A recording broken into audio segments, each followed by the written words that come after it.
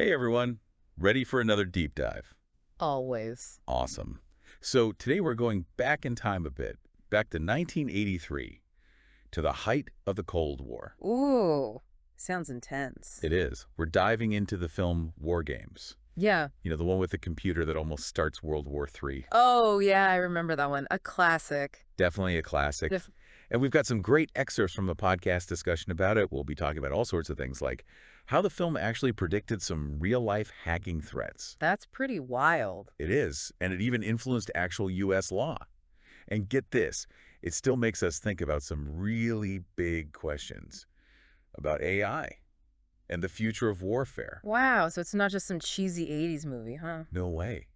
War Games really captures that Cold War anxiety, that fear of technology like spiraling out of control. Yeah, I could see that, but it's also a thriller, right? Totally. It keeps you on the edge of your seat, but it also makes you think.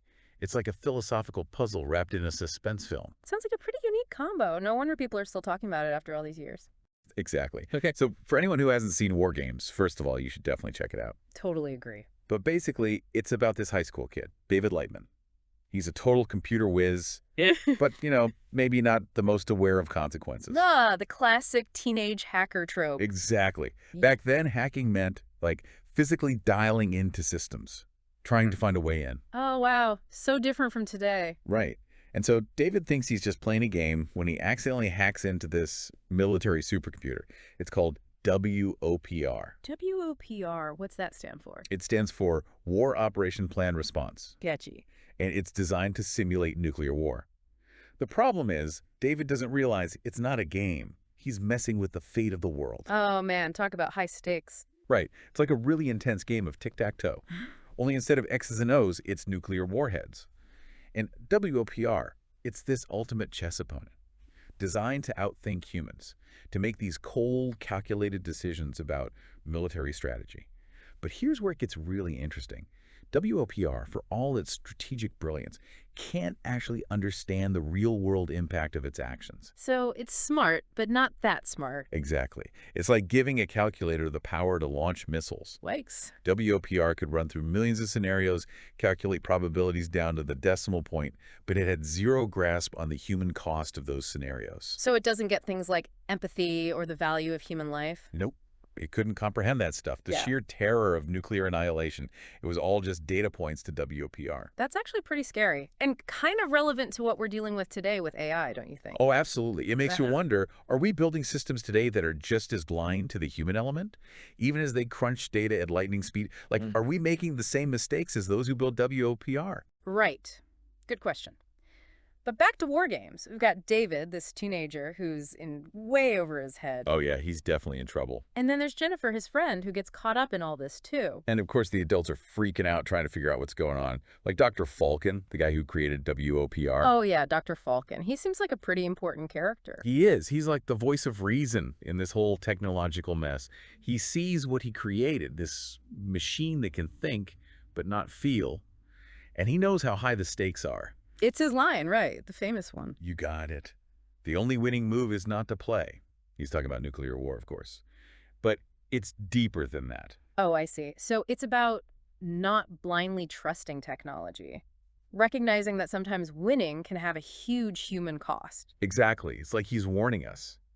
Just because we can build something doesn't mean we should. But hold on, let's rewind a bit. Remember, this is 1983. The internet as we know it didn't exist. So how does David even hack into this super powerful military computer? Yeah, that's a good point. How does he do it? With like floppy disks and stuff. Well, it's definitely a far cry from the cyber attacks we hear about today.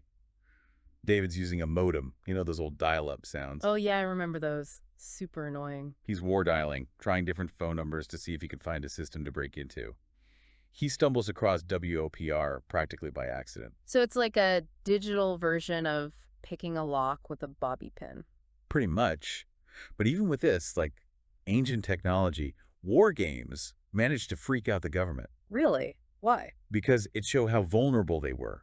Imagine the fear. A teenager with a modem could get into sensitive military systems. I can see why they'd be worried. It's no surprise that War Games led to the Computer Fraud and Abuse Act. No kidding. A movie actually sparked a real law. That's the power of storytelling, I guess. It makes us think about things we might never have considered. And War Games didn't just imagine hacking. It explored the ethics of it, the philosophy. It made people ask, what happens when we give machines power over war and peace? What safeguards do we need? Those are some big questions. Right. And they're still relevant today in the age of AI and autonomous weapons. It's mind-blowing how a film from 1983 can feel so current. Seriously. But what about David? He's a hacker, sure, but he's not a bad guy, right? He just messes up big time. Exactly. He represents that human curiosity, that desire to explore, to push boundaries. He's not malicious, he's just naive. So he's relatable. Totally. He reminds us that anyone, even with good intentions, can screw up royally, especially with technology. WarGames is a reminder that technology is powerful, but we need to use it responsibly. It's a good reminder, for sure.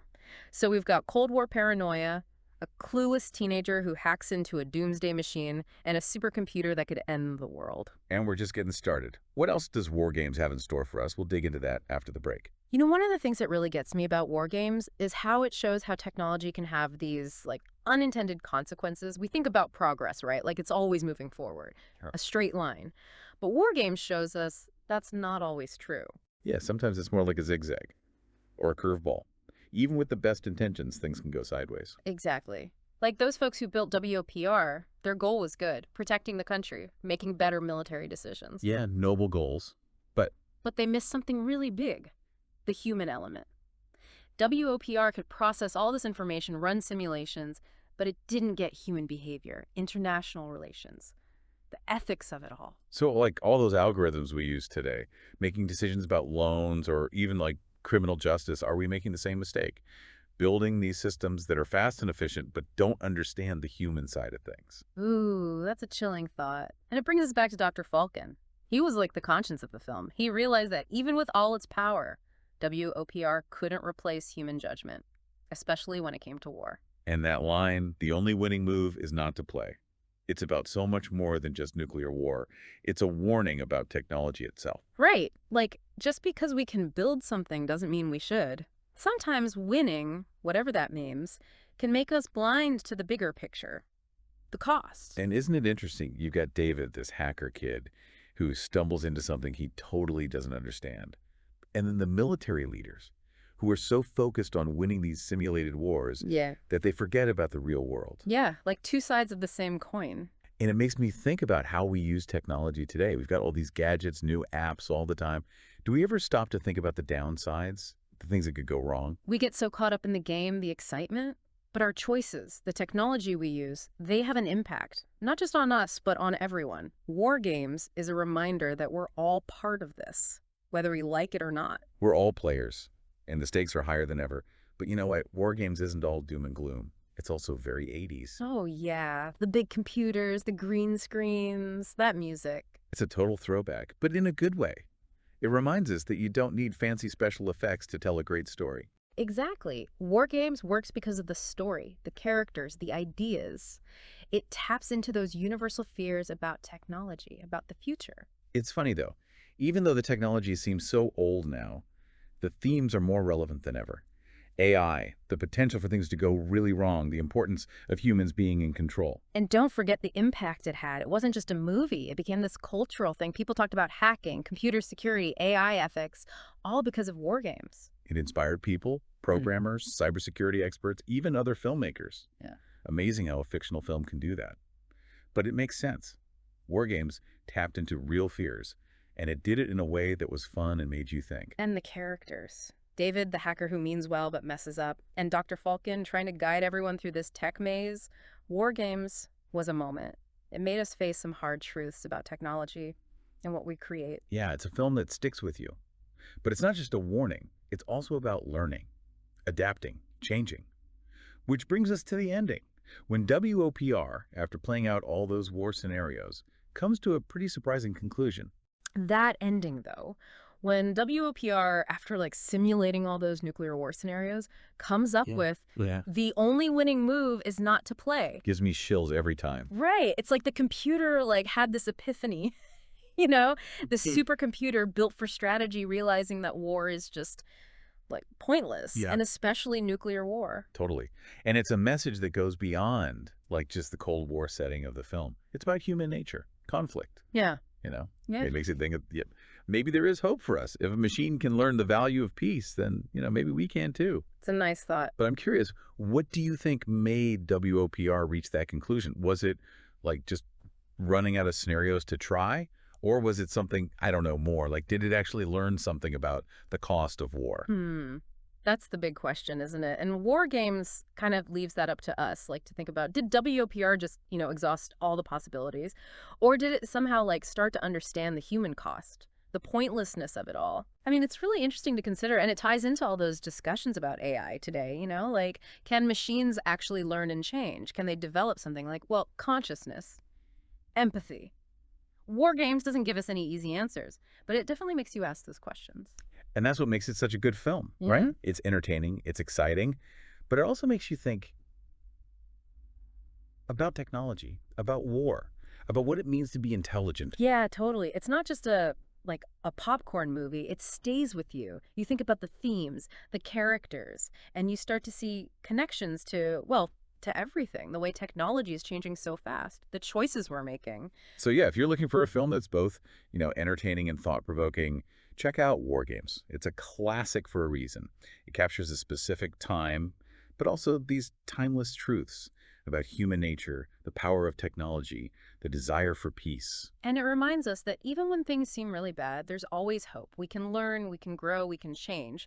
Just like WPR figured out, sometimes the best thing to do is just, well, not play the game. So as we wrap up this deep dive into WarGames, let's keep that in mind. Let's be aware of the choices we make, the technology we use, and never stop, questioning, exploring, searching for those solutions that lead to peace and understanding. Absolutely. WarGames reminds us that we all have a part to play in shaping the future. Let's use our intelligence, both human and, maybe even artificial, to make it a good one. Until next time, keep those brains buzzing.